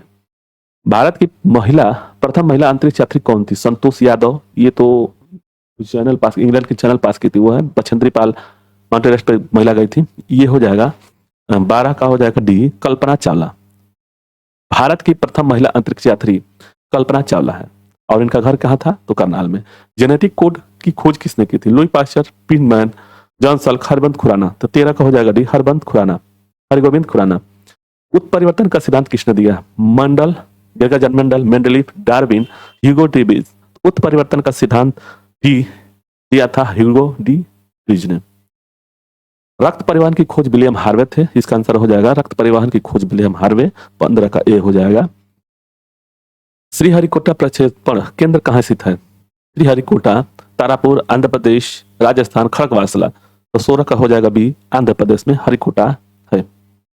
भारत ने पहला परमाणु विस्फोटक कहाँ किया था? तारापुर, पोखरण, इज्जतनगर, अहमदानगर। तो यह हो जाएगा पोखरण में अपना भारत ने पहला परमाणु विस्फोटक का प्रयोग किया था, मतलब कि वहां पे प्रक्षेपास्त्र किए थे और टेस्ट किया गया था। तो 17 का हो जाएगा बी, पोखरण में है। ओके, आगे। भारत ने अपनी पहला परमाणु विस्फोटक कब किया था? जो पोखरण में पहला परमाणु विस्फोट किया था तो कब किया था? तो इसका आंसर हो जाएगा 18 का बी, 18 मई 1974 को। याद रहे, 18 मई 1974 को। परमाणु ऊर्जा आयोग का गठन किसकी अध्यक्षता में किया गया था? Doctor Homi Bhabha, Rajagopalachari, APJ Abdul Kalam, Meghnath Saha. परमाणु ऊर्जा आयोग इसकी अध्यक्षता में किया गया था? तो 19 का हो जाएगा ए, डॉक्टर होमी जहांगीर भाभा के अध्यक्षता में। इस है कि भारत में निर्मित पहला बहुउद्देशीय उपग्रह कौन सा है? अप्सरा, रोहिणी, आर्यभट्ट, इनसैट 2। तो भारत में निर्मित पहला बहुउद्देशीय उपग्रह कौन सा है? तो 20 का हो जाएगा डी, इनसैट 2A। रडार का अर्थ है, यहां पे देखिएगा, रडार का अर्थ है क्या होगा इसका? Radio detection and ranging, radio detection and remote, rational detection and radio और रेडियो डिस्चार्जन। तो इसका आंसर हो जाएगा A, radio detection and ranging. Okay. Bhabha परमाणु अनुसंधान पार्क की स्थापना कब हुई थी? 1952 में, 1972 में, 1913 में, 1954 में। इसका आंसर हो जाएगा 22 का डी, 1954 में भाभा परमाणु अनुसंधान केंद्र बार्क की स्थापना की गई थी। भारत का अटलांटिक अध्ययन केंद्र कहाँ स्थित है? पुणे में, गोवा में, जयपुर में, नासिक में। तो 23 का हो जाएगा बी, गोवा में। आगे हम लोग बढ़ते हैं। मलेरिया के कीटाणु की खोज किसने की थी? मलेरिया के कीटाणु की खोज किसने की थी? रोनाल्ड रॉस, इवानोस्की, इयान बिलकुट, एजी टंसले। तो 24 का हो जाएगा ए, रोनाल्ड रांस ने। आगे, डीएनए की खोज किसने की थी? Banting and Best, Robert Koch, Watson and Crick, इडवर्थ। तो डीएनए की खोज किसने की थी? तो वाटसन एंड क्रिक ने की थी। याद रहे, डीएनए की खोज वाटसन एंड क्रिक ने किया था। इंसुलिन की खोज किसने किया था? बेटिंग एंड बेस्ट, डोमेक, रोनाल्ड रास ने या हार्वे ने। तो इंसुलिन की खोज किसने की थी? तो बेटिंग एंड बेस्ट ने की थी। आगे, जमीन से आकाश में मार करने वाला प्रक्षेपास्त्र आकाश का सफल परीक्षण कब किया गया था? ये आकाश है, जमीन से आकाश में मार करने वाला, उसका नाम था आकाश। कब प्रक्षेपण किया गया था, परीक्षण किया गया था? तो 1889 ईस्वी में, 1989 में, 1996 में, 1993 में, 1990 में। तो 27 का हो जाएगा डी, 1990 में। आगे, महिला अंतरिक्ष यात्री कल्पना चावला का निधन कब हुआ था? 2001 में, 2003 में, 2004 में या 2002 में? तो इसका हो जाएगा बी, 2003 में। आगे, राष्ट्रीय विज्ञान प्रौद्योगिकी परिषद की स्थापना कब हुई थी? राष्ट्रीय विज्ञान प्रौद्योगिकी परिषद की स्थापना कब हुई थी? 13 अप्रैल 2000 में, 15 अक्टूबर 1990 में, 29 नवंबर 1990 में या 18 फरवरी 1994 में? तो इसका आंसर 29 का हो जाएगा बी, 15 अक्टूबर 1990 को। विकासवाद का सिद्धांत किसने किया था? विकासवाद का सिद्धांत किसने दिया था? ह्यूगो डी ब्रिज ने, चार्ल्स डार्विन ने, रॉबर्ट हुक ने, लुई पास्चर ने। तो इसका हो जाएगा बी, चार्ल्स डार्विन ने विकासवाद का सिद्धांत दिया था। हैजा के टीका की खोज किसने की थी? Robert Koch, Robert Brown, Ronald Ross, यूरी कामेट। तो 31 का हो जाएगा ए, रॉबर्ट कोच। हैजा के टीका की खोज रॉबर्ट कोच ने किया था। जीवाणु की खोज ल्यूमेन हाक, Robert Hooke, lumen Paul, John Salk. तो जीवाणु की खोज किसने की थी? तो ल्यूमेन हाक ने किया था। आगे, भारतीय नाभिकीय ऊर्जा निगम की स्थापना कब हुई थी? भारतीय नाभिकीय ऊर्जा निगम की स्थापना कब हुई थी? 1977 में, 1987 में, 2000 में, 2001 में। तो भारत में नाभिकीय ऊर्जा निगम की स्थापना कब हुई थी? तो इसका आंसर हो जाएगा बी, 1987 में। हृदय प्रत्यारोपण की खोज किसने की थी? Edward Jenner, Christian Barnard, U N Brahmachari, G डिमार्क। तो इसका हो जाएगा बी, 34 का भी हो जाएगा क्रिश्चियन बर्नार्ड ने। भारत ने दूसरा परमाणु विस्फोटक कब किया था? 1874 में, 18 अप्रैल। तो दूसरा परमाणु है, इसका ऑप्शन हो जाएगा 35 का डी, 13 मई 1998 को। पहला कब किया था? 18 मई 1974 को, और दूसरा 13 मई 1998 को। मानव निर्मित प्रथम उपग्रह रोहिणी, अप्सरा, स्पुतनिक, आर्यभट्ट। तो 36 का हो जाएगा सी, स्पुतनिक 1। मानव निर्मित प्रथम उपग्रह था स्पुतनिक फर्स्ट। रेबीज के टीके की खोज किसने की थी? ट्रेजर, अलेक्जेंडर फ्लेमिंग, वाल्समैन, लुई पास्चर। तो 37 का हो जाएगा डी, लुई पास्चर। ठीक है, 40 क्वेश्चन का मान के चलिए 35 से 40 क्वेश्चन रहता है। क्वेश्चन है कि धावन सोडा या वाशिंग सोडा का रासायनिक नाम क्या है? तो इसका देखिए, sodium bicarbonate, sodium hydroxide, sodium carbonate, sodium chloride. तो इसका आंसर हो जाएगा सी, सोडियम कार्बोनेट नाम होता है। धावन सोडा, वाशिंग सोडा का रासायनिक नाम है सोडियम कार्बोनेट। आगे, विटामिन सी का रासायनिक नाम क्या है? Retinol, ascorbic acid, calciferol, tocopherol. देखिए, इसका हो जाएगा बी, एस्कॉर्बिक एसिड होता है। सी में जिसे देखिए विटामिन सी कहाँ पाता है? तो ये खट्टे जितने भी पदार्थ होते हैं उसमें से विटामिन सी पाया जाता है, उसका रासायनिक नाम है एस्कॉर्बिक एसिड। ठीक है, आगे, रतौंधी किस विटामिन की कमी से होता है? रतौंधी vitamin A, vitamin B, vitamin C और विटामिन, ठीक है, तो विटामिन डी। इसमें से रतौंधी जो होता है विटामिन ए की कमी के कारण होता है, विटामिन ए। ठीक है, आगे, लाफिंग गैस का रासायनिक नाम क्या है? नाइट्रस ऑक्साइड, क्लोरोक्रीन, मीथेन, ओजोन। तो ये तो ओजोन तो नहीं है, मीथेन भी नहीं है, नाइट्रस ऑक्साइड है। 4 का 1 हो जाएगा ए। ठीक है, आगे, प्लास्टर ऑफ पेरिस का रासायनिक सूत्र क्या है? प्लास्टर ऑफ पेरिस का रासायनिक सूत्र क्या है? तो सी ए कोष्ट में OCl, Cl, KOH, KSO square और 1/2 H2O, NH2SO4 10H2O। तो इसका आंसर हो जाएगा सी होता है। इसका हो जाएगा CaS2SO2 1/2 H2O। ये जो होता है H2O, प्लास्टर ऑफ पेरिस का रासायनिक सूत्र है CaSO2 हाफ H2O। ठीक है, आगे, विटामिन सी का अच्छा स्रोत कौन सा है? मांस है, दूध है, आंवला है, गाजर है। तो इसका हो जाएगा विटामिन सी के लिए ये आंवला हो जाएगा, और विटामिन ए के लिए जब होगा तो गाजर हो जाएगा। ठीक है, तो इसका हो जाएगा आंसर सी। आगे बेरी बेरी किस विटामिन की कमी से होता है? ठीक है, तो beriberi B vitamin B की कमी से होता है बेरी बेरी। इसका आंसर ये हो जाएगा। ए की कमी से क्या होगा? रतौंधी हो जाएगा, रतौंधी। ठीक है, और सी हमारे शरीर में जैसे मुंह में छाला जैसे पड़ जाता है ना, तो विटामिन सी की कमी के कारण होता है। और यह है एक है क्या बोलते हैं, जनन, जनन के लिए विटामिन डी होता है, तो ये विटामिन सी हो जाएगा, बी हो जाएगा, बेरी बेरी होने का कारण। ठीक, वसा में घुलनशील विटामिन ए डी ई के। ठीक है ना, देखिए वसा में घुलनशील, वसा में घुलनशील, ठीक है, विटामिन कौन कौन से बता दे रहे हैं? विटामिन, ठीक, ए याद रखिएगा, ए डी ई के, ठीक है। और जो पानी में होता है वसा के बाद बचा कौन? बी और सी, ये पानी में घुलनशील है, ठीक है ना, पानी में घुलनशील। तो ये याद रहे, ए डी ई के जो होता है वसा में घुलनशील होता है, और बी सी जो होता है वो होता है, तो इसका आंसर क्या हो जाएगा? इसका आंसर हो जाएगा डी। और बी सी जो होता है पानी में घुलनशील होता है। आगे हम लोग देख लेंगे, वही दिल है जल में घुलनशील विटामिन। ये दिया है कि बी सी दोनों, ये वाला जगह सी हो जाएगा। ए डी ई के, एक दो बार याद करेंगे, ए डी ई के, ए डी ई के, ए डी ई के जो होता है इसमें वसा में घुलनशील, और बी और सी होता है जल में घुलनशील। आगे विटामिन ए की कमी से कौन सा रोग होता है? स्कर्वी, रतौंधी, बेरी बेरी, एनीमिया। देखिए इसमें विटामिन ए की कमी से रतौंधी होता है, बी हो गया आंसर 10 का बी। अब सी से स्कर्वी होता है, मतलब जो विटामिन सी की कमी से होता है, विटामिन सी की कमी से होता है स्कर्वी होता है। विटामिन बी की कमी से होता है बेरी बेरी, और एनीमिया जो होता है लोहा की कमी, मतलब कि शरीर में एफ की कमी के कारण होता है। तो क्या मतलब हीमोग्लोबिन जो एफ होता है ना, उसी के कारण से होता है, हीमोग्लोबिन की कमी से एनीमिया। ठीक, विटामिन बी का रासायनिक नाम क्या है? Retinol, thiamine, ascorbic acid, tocopherol, thyroid, पेंटोनियो, पाइबासाइन। देखिए इसको याद करने के लिए थायराइड, पेंटोनियो, पाइबासाइन, ये सब में इसमें हो जाएगा। विटामिन 1 2 3 ऐसे करके है, 7 तक है, ठीक है ना। ये इसमें आ जाएगा थायराइड, पेंटोनियो, पाइबासाइन। रेटिनॉल जो होता है ए का नाम होता है। थायराइड इसका हो जाएगा थायमीन, थायराइड, पेंटोनियो, पाइबासाइन। तो ये जो है स्कॉर्बिक एसिड है, सी का नाम है, ठीक है। तो इसका आंसर कौन सा हो जाएगा? 11 का हो जाएगा बी, थायमीन। ठीक, आगे विटामिन ए का नाम, रासायनिक नाम बताइए। रेटिनॉल, थायमीन, एस्कॉर्बिक एसिड, तो इसका सी हो जाएगा।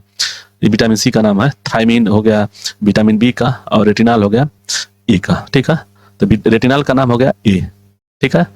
और कैल्सिफेरॉल शायद के का नाम होता है, ठीक है। इसको गलत नहीं, ठीक ध्यान न दीजिएगा, आगे हम लोग देखते रहेंगे, समझ में आएगा। बेकिंग सोडा खाने वाली सोडा रासायनिक नाम क्या आता है? Sodium carbonate, sodium bicarbonate, sodium nitrate, sodium hydroxide. तो बेकिंग सोडा जो खाने वाला होता है उसका होता है सोडियम बाइकार्बोनेट। आगे बिना बुझा चूना का रासायनिक सूत्र क्या होगा? बिना बुझा चूना का रासायनिक सूत्र होगा, देखिए इसमें दिया हुआ CaCO3 NH4Cl D2O, ये तो भारी जल होता है, D2O भारी जल का नाम से जानते हैं। इसका आंसर हो जाएगा सी, CaO, बिना बुझा चूना CaO। ओके, आगे शुष्क बर्फ क्या होता है? कहा जाता है ठोस कार्बन ऑक्साइड को, मीथेन को, नाइट्रस ऑक्साइड को, सोडियम क्लोराइड को। तो इसका आंसर हो जाएगा ए, ये ए है, सोडियम ऑक्साइड। शुष्क बर्फ कहा जाता है सोडियम कार्बन डाइऑक्साइड को, ठीक है। आगे अश्रु गैस का रासायनिक नाम क्या है? अश्रु गैस, तो इसका कैल्शियम ऑक्साइड है, सोडियम सल्फेट है, क्लोरो एसिटोफिनियन है, कैल्शियम कार्बोनेट है, कैल्शियम कार्बोनेट है। तो अश्रु गैस का 16 का हो जाएगा सी, ठीक है। क्लोरो एसिटोनी फिनान। स्कर्वी किस विटामिन के कारण होता है? ए से, बी से, सी से, या डी से? तो इससे होगा सी से, ठीक है ना। अब बताते हैं ए क्या होता है। ए होता है रतौंधी ए की कमी से, बी से बेरी बेरी, ठीक है, बेरी बेरी, और सी से स्कर्वी हो, इसी से स्कर्वी हो गया। विटामिन डी से रिक्टस होता है, रिक्टस जो ये सूर्य के प्रकाश से मिलता है डी। तो इसका आंसर तो कंफर्म हो गया कि यह सी हो जाएगा। आगे विटामिन डी सर्वोत्तम स्रोत क्या है? ये प्रकाश है, सूर्य का प्रकाश है, सबसे ज्यादा यहाँ से मिलता है। देखिए हरी सब्जी होता है जो हीमोग्लोबिन को बढ़ाने के लिए, लोहे का मतलब, जैसे लोहा का ज्यादा मात्रा में रहता है यहाँ पे, ठीक है। विटामिन 7 का रासायनिक नाम क्या है? पायरॉक्सिन, बायोटीन, एस्कॉर्बिक एसिड। तो ये तो होगा नहीं, फिलोक्विनान। तो 19 का हो जाएगा, 19 का बी हो जाएगा बायोटीन। विटामिन से देखिए वही हम पढ़े थे, राय, यहाँ से राय, पेंटो नियो, बाय साय। ये है 1 2 3 4 5 6 7, यहाँ पे 12 भी है, 12 भी है, B12 और ये बायोटिन है ना, यहाँ पे 7 हो गया, ये 9 हो गया, ये 12 हो गया। तो ऐसे ही हम याद किए हैं थायराइड पेंटोनियो पाइबासाइड, तो इसका हो जाएगा 7 दिया हुआ है, 7 का ध्यान रहे तो बायोटिन हो जाएगा। आगे जिप्सम का रासायनिक सूत्र क्या है? NaCO3 CSO4 H2O CaCO3 CHCl3। तो जिप्सम का हो जाएगा B CaSO4 2H2O CaSO4, ठीक है ना, 4 2H2O, इसका मान हो जाएगा 2H2O। ठीक, नपुंसकता या बाध्यता, बाध्यता किस विटामिन की कमी के कारण होता है? विटामिन ए, विटामिन बी के, विटामिन ई और विटामिन डी। तो इससे देख लीजिए रिक्टेस होता है, डी से रिक्टेस होता है। इसका हो जाएगा 21 का सी हो जाएगा, 21 का सी ई के कारण से। अब देखिए ए से याद करा रहे हैं हम, ये हमेशा ऑप्शन को क्यों दे रहे हैं? ये तो ये है, ये हो जाता है रतौंधी, के होता है कोबाल्ट की कमी हो जाती है। और यहाँ पे ये जो डी होता है ये सूर्य के प्रकाश से मिलता है और डी से रिक्टस हो जाता है इसकी कमी के कारण। और इसमें है नपुंसकता या बाध्यता का कारण है विटामिन ई के कारण। व्यंजक चूर्ण का रासायनिक नाम क्या है? Nitric acid, zinc oxide, potassium chloride, bleaching powder. तो इसका हो जाएगा डी ब्लीचिंग पाउडर। व्यंजक चूर्ण का रासायनिक नाम है व्यंजक चूर्ण का रासायनिक नाम है ब्लीचिंग पाउडर। आगे साधारण नमक का रासायनिक नाम क्या है? Sodium chloride, sodium nitrate, sodium bicarbonate, sodium carbonate. तो ये तो NaCl होता है, NaCl। ठीक, तो इसका हो जाएगा सोडियम क्लोराइड। तो इसका आंसर हो जाएगा 23 का ए। ठीक है, सोडियम क्लोराइड होता है और सूत्र याद रखिएगा NaCl होता है। क्वेश्चन पूछा जाता है। विटामिन के का रासायनिक नाम क्या है? विटामिन के का रासायनिक नाम क्या है? तो टोकोफेराल, फेलोक्विनान, कैल्सीफेराल, नियासिन। तो 24 का हो जाएगा बी फेल्विक्विनान, रासायनिक नाम है फेल्विक्विनान। आगे मार्स गैस किससे कहा जाता है? मीथेन को, हाइड्रोजन को, ऑक्सीजन को, नाइट्रोजन को। तो मार्स गैस NH4 होता है, NH4। ठीक, तो इसका हो जाएगा 25 का ए हो जाएगा मीथेन को। मार्स गैस मीथेन को कहते हैं, NH4 को। भारी जल का रासायनिक नाम क्या है? Potassium hydroxide, sodium sulphate, deuterium oxide, hydrogen peroxide. तो इसका ड्यूटेरियम होता है, D2 भारी जल को बोलते हैं, इसको D2O बोलते हैं। ठीक है, तो यही है भारी जल, D2O भारी जल, ड्यूटेरियम ऑक्साइड होता है। आगे भारी नल, ये जल है, जल का रासायनिक सूत्र क्या है? CaO D2O DO2 D2O के ClO3। तो इसका आंसर हो जाएगा सी, 27 का सी हो जाएगा। आगे दिया हुआ है कि मछलियों के यकृत में तेल कौन सी विटामिन की बहुलता होती है? Vitamin A, B, C, D. तो इसका आंसर हो जाएगा डी। ठीक है, आगे कौन सा विटामिन गर्म करने पर नष्ट हो जाती है? तो ए, बी, सी, डी। इसमें जो होता है 29 का सी हो जाएगा। 29 का सी जो होता है, इसको गर्म करेंगे तो नष्ट हो जाता है। इसीलिए हमेशा सलाद खाने के लिए कहते हैं लोग, डॉक्टर हमेशा सलाद खाने के लिए कहते हैं कि ऐसे कि विटामिन सी जो होता है यह गर्म करने पर नष्ट हो जाता है। विटामिन डी की कमी से होने वाले रोग एनीमिया, तपेदिक, स्कर्वी और रिक्टेस। तो विटामिन डी की कमी से रिक्टेस होता है, इसका आंसर हो जाएगा। सी की कमी से स्कर्वी हो जाएगा। और एफ की कमी से, मतलब लोहा की कमी से एनीमिया, होमोग्लोबिन डाउन हो जाता है शरीर में, तो एनीमिया कम हो जाती है, एनीमिया हो जाता है रोग। ठीक है, विटामिन शब्द किसने दिया था? मेंडल, लुई पास्चर, फंक या सिंक्लेयर। तो इसका आंसर क्या आंसर हो जाएगा? इसका आंसर हो जाएगा फंक। विटामिन का नाम जो दिया था फंक ने दिया था, तो 31 का सी हो जाएगा। आगे हम लोग बढ़ते हैं। प्लास्टर ऑफ पेरिस का रासायनिक नाम क्या है? कैल्शियम हाइड्रेट और calcium sulphate hydrate, calcium sulphate हेमिटाइड्रेट।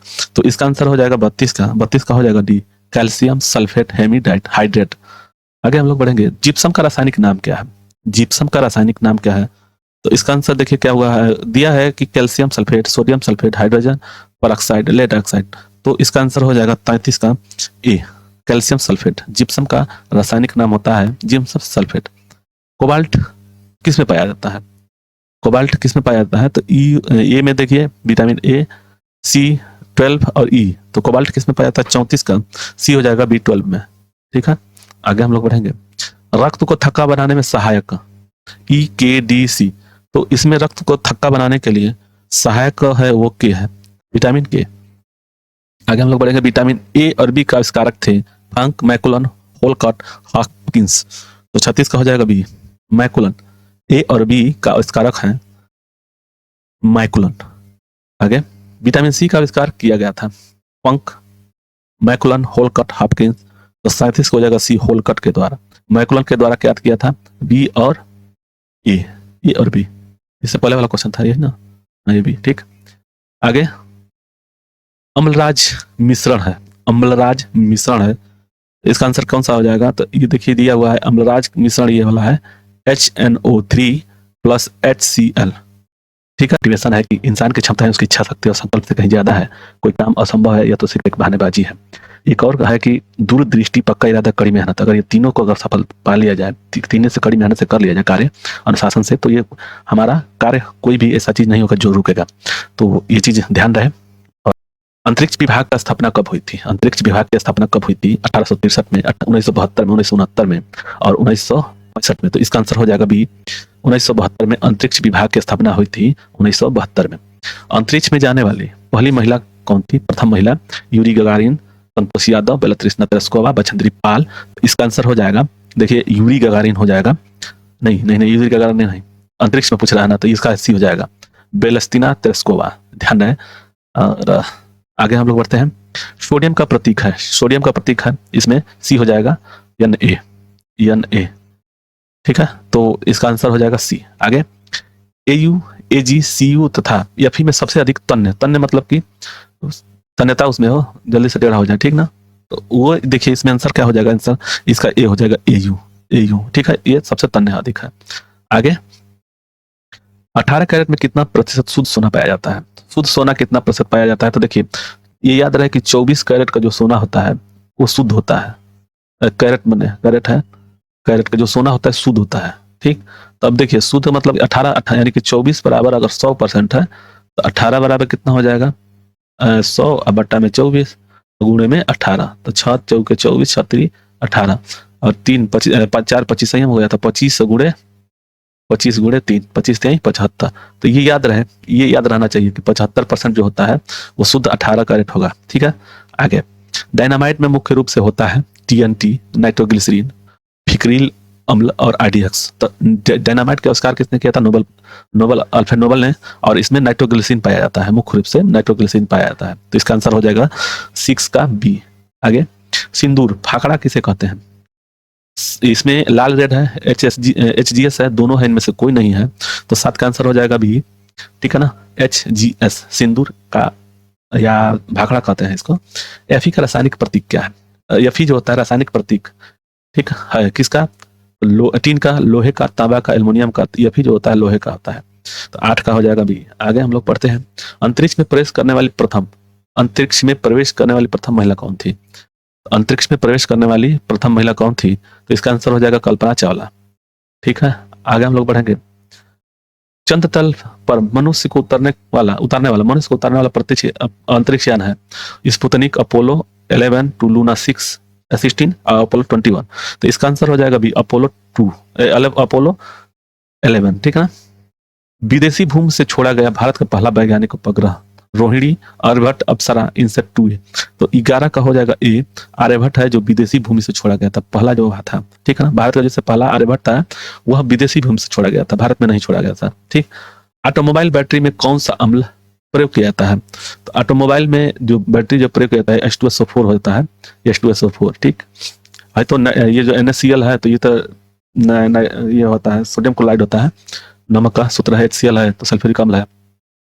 ये देखिए आयल ऑफ विट्रियोल किसे कहते हैं? Oil of vitriol. तो इसका आंसर हो जाएगा डी, H2SO4 को बोलते हैं, ये H2SO4 को बोलते हैं आयल ऑफ विट्रियोल। ओके, आगे चांदी का रासायनिक प्रतीक है, AU, AG, Fe, PB। तो इसका आंसर क्या हो जाएगा? भी AG हो जाएगा, AG। ये जो होता है Fe लोहा का प्रतीक है। ठीक, आगे सल्फर के अणु का सही सूत्र क्या है? तो इसका आंसर क्या होगा? इसका आंसर हो जाएगा ये S8 दिया हुआ है, S4, S8, 810, 8 S2, तो ये 8 है, S8। आगे C2HSOH का सूत्र है इथाइल अल्कोहल, क्लोरोफिल, सिरका, शक्कर। तो इसका आंसर हो जाएगा इथाइल अल्कोहल। ओके, आगे डाइक्लोरोमीथेन बाजार के किस नाम से जाना जाता है? बाजार में किस नाम से? फ्रियान 12, क्लोरोफार्म, गमैक्सीन और एक्सपरीन। तो इसका आंसर हो जाएगा 17 का ई, फ्रियान। डाइक्लोरो और डाइफ्लोरो मीथेन बाजार में किस नाम से जाना जाता है? तो फ्रियान 12 के नाम से जाना जाता है। आगे क्विक सिल्वर का रासायनिक नाम है। क्विक सिल्वर पारद या पारा, चांदी, स्वर्ण और तांबा।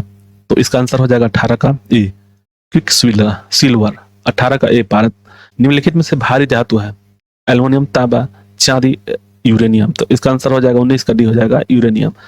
ठीक, निम्नलिखित में ये जो दिया हुआ है कि पीतल, तांबा, जर्मन सिल्वर में कौन सबसे सब में पाया जाता है? सब में पाया जाता है। जर्मन सिल्वर में कौन सबसे पाया जाता है? तो तांबा, सिलिकॉन, कार्बन, सोना। तो इसका हो जाएगा ए तांबा में। इसका देखिए ये जो 20 का है, देख लेते हैं क्वेश्चन का क्या है इसमें दिया हुआ। सिल्वर में कौन सा सबसे सब में पाया जाता है? यही तो दिया है तांबा। तांबा, ठीक है। आगे हम लोग बढ़ते हैं। 21 का दिया हुआ है, क्या क्वेश्चन है कि जस्ता चढ़ाने की प्रक्रिया में लौह चादर किससे लेपित किया जाता है? एल्युमिनियम से, जस्ता से, टीन से, क्रोमियम से। तो जस्ता नाम ही दिया हुआ है, तो इसका हो जाएगा जस्ता, जिसे गैल्वेनाइजेशन कहते हैं। विक्रम साराभाई अंतरिक्ष केंद्र कहाँ स्थित है? त्रिवेंद्रम, बंगलौर, अहमदाबाद, गुवाहाटी। तो ये तो हो जाएगा त्रिवेंद्रम। इसको देखिए याद करने के लिए विक्रम त्रिवेंद्रम, ठीक है ना, त्रिवेंद्रम याद कर लीजिए उससे। मंगल ग्रह पर उतरने वाला पहला अंतरिक्ष यान क्या है? कोलंबिया, स्पुतनिक 1, चंद्रयान और पाथफाइंडर। तो इसका आंसर हो जाएगा 23 का डी, पाथफाइंडर। मंगल ग्रह पर उतरने वाला प्रथम अंतरिक्ष यान था। शुद्ध कार्बन का कठोर रूप कौन सा है? हीरा, पन्ना, गार्नेट, पुखराज। तो इसका आंसर ये हो जाएगा 24 का ए। आगे हम लोग पढ़ेंगे, निम्न में से कठोरतम पदार्थ है? हीरा, पत्थर, लोहा, एस्बेस्टस। ये तो हो जाएगा ए, 25 का ए। आगे हम लोग फिर देखेंगे सोडियम का परमाणु संख्या कितना होता है? सोडियम का परमाणु संख्या कितना होता है? ये 10 और 11 है, 21 से 6 है, तो इसका आंसर बी हो जाएगा 26 का बी, 11। अमलगम, अमलगम क्या है? Mg है, Na है, Hg है, Cu है। तो इसका आंसर 27 का सी हो जाएगा Hg, अलमगम। अधिकतम तन्यता वाला धातु? एल्युमिनियम, मृदु इस्पात, सोना और जस्ता। तो इसका सोना हो जाएगा। सोना जो होता है, इसको जितना भी पीट कर ले जाएंगे तो ये बहुत लंबा बन जाता है, ठीक है, टूटता नहीं है। वही पूछ रहा है, निम्नलिखित में से किस धातु का तार आसानी से खींचा जा सकता है? तांबा, टीन, लेड, जस्ता। निम्नलिखित में से किस धातु का तार आसानी से खींचा जा सकता है? तो इसका आंसर हो जाएगा 29 का सी, बी, 29 का बी, तांबा का। ऊपर नीचे हो गया है, ठीक है ना, तो याद रहे, ध्यान रहे, तांबा होता है बस। निम्न में से कौन तार खींचने योग्य सबसे नमनीय धातु है? सोना, चांदी, लोहा, एल्युमिनियम। तो इसका आंसर हो जाएगा सोना। निम्न में से कौन सा तार खींचने योग्य सबसे नमनीय धातु है? नमनीय सोना है, ठीक है ना। इसको जितना भी पतला से पतला अगाध वर्ग होते हैं उसे बनाया जा सकता है। जल में सबसे कम घुलनशील गैस है, तो इसका आंसर क्या हो जाएगा? ए हो जाएगा N2, ठीक। आगे CaCO3 कार्बन का प्रतिशत है? CaCO3 में कार्बन का प्रतिशत है 16, 6, 8, 12। तो 32 का हो जाएगा डी, 12% है। आगे हाइलोजनों में सर्वाधिक प्रभावशाली ऑक्सीकरणकर्ता है? क्लोरीन में, ब्रोमीन में, फ्लोरीन में, आयोडीन में। तो हाइलोजनों में सबसे ऑक्सीकरणता ये हो जाएगा 33 का सी हो जाएगा, फ्लोरीन होता है, ठीक है ना। आगे अम्ल वर्षा मुख्यतः किस गैस के कारण होती है? N2CO3SO2CO। तो इसका आंसर हो जाएगा 34 का सी हो जाएगा, सोडियम ऑक्साइड से होता है। मीथेन का रासायनिक सूत्र क्या है? मीथेन का रासायनिक सूत्र क्या है? तो इसका आंसर हो जाएगा CH4 होता है मीथेन का, ठीक है। आगे सोडा वाटर बनाने के लिए कौन सी गैस प्रयुक्त की जाती है? NOCO, CO2, SO2। Soda water बनाने के लिए, तो इसका आंसर हो जाएगा CO2। सोडा वाटर बनाने के लिए कौन सा गैस प्रयुक्त की जाती है? तो वह CO2। आगे तत्वों का सबसे पहले वर्गीकरण किया था? तत्वों का सबसे पहले वर्गीकरण ग्रेगर जलमंडल, न्यूलैंड, डेवेरियन या डार्विन, ठीक। तो इसका आंसर हो जाएगा न्यूलैंड, 37 का हो जाएगा बी। आगे हम लोग बढ़ेंगे तो देखेंगे कि 38 नंबर क्वेश्चन आ रहा है कि रासायनिक यौगिक का सबसे छोटा प्रभावी यूनिट है? परमाणु, अणु, इलेक्ट्रॉन, प्रोटॉन। दिया हुआ रासायनिक यौगिक का सबसे छोटा संभावी यूनिट है, तो इसका हो जाएगा अणु होता है, उसको अणु बोलते हैं, ठीक है। सबसे छोटा संभावित यूनिट है। एक परमाणु क्रमांक में व्यक्त किया जाता है किग्रा में, ग्राम में, यू में, ये AMU में और कैरेट में, ठीक है। तो 39 का सी हो जाएगा, AMU में। एक परमाणु द्रव्यमान को व्यक्त किया जाता है AMU में, ठीक। 40 है क्वेश्चन की सबसे छोटा कण जिसमें उस तत्व के सभी गुण विद्यमान हो, उसे क्या कहते हैं? उसको परमाणु बोलते हैं, ठीक है। तो ये 40 क्वेश्चन हो गया है। और आप लोगों को वीडियो अच्छा लगे तो लाइक से सब्सक्राइब करें। नए व्यक्ति हैं तो लाइक से सब्सक्राइब करें, और पुराने व्यक्ति हैं तो इसको ध्यान से देखते रहिए और याद करते रहिए। चलिए ठीक है, धन्यवाद, जय हिंद, जय भारत।